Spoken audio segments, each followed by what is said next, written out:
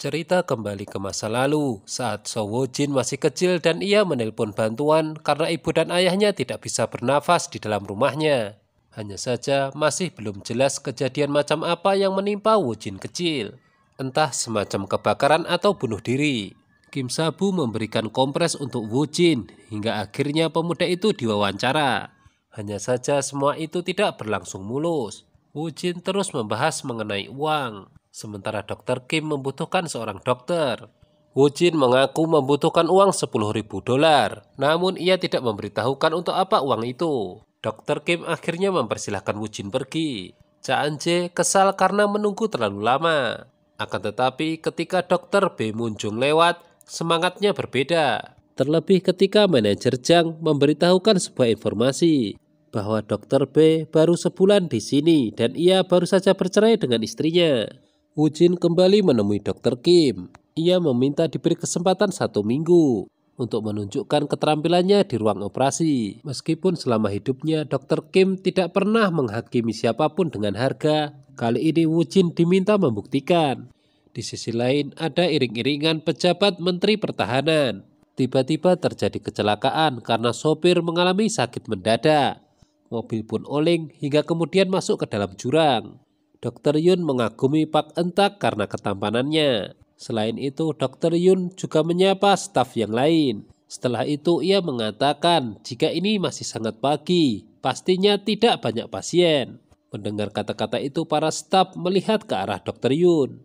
Kalimat tadi sangat sakral, siapapun tidak boleh mengatakannya di rumah sakit ini. Menurut mitos, setelah mengatakan itu mereka akan disibukkan dengan pekerjaan yang banyak. Dan benar saja tiba-tiba telepon berdering.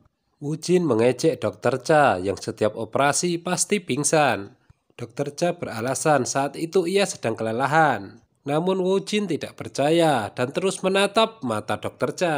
Tiba-tiba Dr. B muncul, Dr. Cha jadi salah tingkah. Dan di saat itu juga semua diminta bersiap, mereka kedatangan pasien kecelakaan. Pasukan ingin seluruh UGD dikosongkan karena akan ada menteri.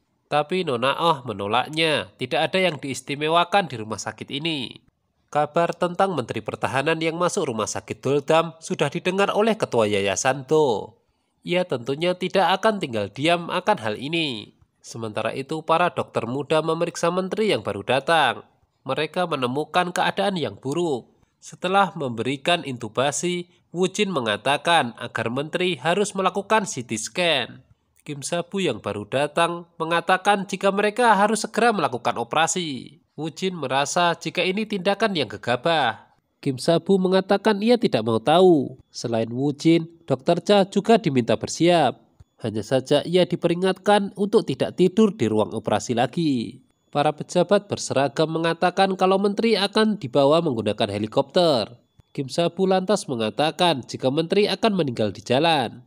Di sisi lain, Ketua Do berpikir untuk membuat Kim Sabu kena masalah. Ia berkata jika Kim Sabu tidak akan pernah melewatkan kesempatan seperti ini meskipun operasinya sulit. Singkat cerita, operasi berjalan. Seperti biasa, istilah-istilah medis pun muncul. Kali ini Kim Sabu dibantu oleh Sowojin yang merasakan kesakitan karena dipukuli. Tak lama dari itu, Dr. Cha diminta masuk ke ruangan. Karena menteri sering mengkonsumsi aspirin, terjadi pendarahan hebat. Dr. Cha pun meyakinkan dirinya bahwa dia bisa melakukan operasi tanpa kesalahan. Tentunya tanpa mual dan tanpa tidur lagi. Kenyataannya, menteri malah kehilangan banyak darah dan operasi sudah berjalan 1 jam 40 menit. Di ruang operasi semua terdiam, mereka meminta Kim Sabu memberikan solusi. Dr. Cha mengacaukan semuanya. Ia ingin muntah dan malah meninggalkan pasien di meja operasi. Terpaksa Kim Sabu dan Wojin yang meneruskan operasi yang ada. Singkat cerita, menteri ditaruh di ruang perawatan. Operasi telah selesai. Kepala pengawal rombongan menteri melihat dengan pandangan aneh. Di sisi lain, Ketua Do malah menelpon Dr. Park Min Kuk di Gode. Rencananya ia akan mengajukan Dr. Park sebagai penanggung jawab menteri. Setelah selesai operasi, Wojin mengomeli Kim Sabu karena tindakannya yang berani. Kim Sabu justru bertanya sejak kapan Wojin menjadi seorang dokter. Sebab yang ia tahu, ia hanya butuh 10.000 dolar. Wojin mengira jika ia diterima dan akan mendapatkan uang. Namun Dokter Kim membantahnya. Woo Jin belum mengubah pikirannya. Setelah itu Kim Sabu nampak menelpon rekannya. Dan rekannya itu yang ternyata merekomendasikan Woo Jin. Nona Oh memergoki Cha Eun-jae yang mengendap-endap di ruang kerja Kim Sabu. Dokter muda itu ternyata meminta maaf atas kelalaiannya di operasi pertama dengan membuat alasan jika tadi ia sakit perut karena makan roti. Kim Sabu ternyata sudah tahu semuanya kenapa Dokter Cha diusir ke rumah sakit Doldam. Bahkan ia tahu jika Dokter Cha memiliki masalah kecemasan. Kim Sabu pun mengingatkan jika dokter bedah jantung dengan masalah seperti itu tidak layak. Dokter Cha kemudian keluar dengan mata berkaca-kaca. Nona Oh berkata kepada Kim Sabu ia berlebihan. Kim Sabu menjawab keduanya terlalu berbahaya. Yang satu masuk karena uang, sedangkan yang satu lagi lari keluar dan meninggalkan pasiennya. Dokter Yun mendekati Dokter Cha yang sedang berkemas-kemas. Ia menceritakan jika Kim Sabu sendiri yang memintanya dikirim ke sini. Ketika itu ia mendengarnya sendiri berbicara dengan profesor. Mendengar itu Dokter Cha sedikit tenang. Sementara itu, Dokter Jang memberikan obat pada Woo Jin dari Kim Sabu. Bukan itu saja, Dokter B juga diminta memeriksa Woo Jin karena takut tulang dadanya patah. Begitulah perhatiannya Kim Sabu.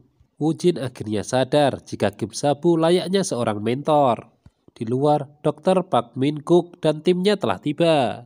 Di sisi lain, Cha Eun-jae sedang berbicara pada ibunya di telepon. Ia bertemu dengan Woo Jin di depan mesin minuman lagi. Cha Eun-jae bertanya kepada Woo Jin, menurutmu Kim Sabu orang seperti apa? Woo Jin sebenarnya ingat perhatiannya, namun yang ia katakan justru ia tidak peduli. Sebab ia hanya perlu menghasilkan uang. Dokter Park masuk ke rumah sakit Doldam dengan membawa banyak pasukannya. Ia menemui Kim Sabu karena perintah ketua yayasan. Mulai saat ini ia ditugaskan terkait Menteri Ryu. Tiba-tiba ketua yayasan Do muncul. Kim Sabu pun kecewa menganggap Tuan Do adalah orang licik. Jika belum tahu, Tuan Do ini dulu adalah presiden direktur rumah sakit yang kerjaannya hanya cari untung. Dokter Cha akan pulang, tapi di luar banyak wartawan. Karena panik, ia memutuskan untuk masuk ke dalam rumah sakit lagi. Dan di dalam perang pun dimulai. Dokter Park dan rekannya meminta agar menteri diserahkan. Dan saat itu yang berjaga adalah Woo Jin. Kim Sabu bertanya kepada Tuan Do, apakah ia memanggil wartawan. Nah, gimana? Perang baru saja dimulai. Jika ingin tahu kelanjutannya, tonton terus Mail Channel ya. Terima kasih.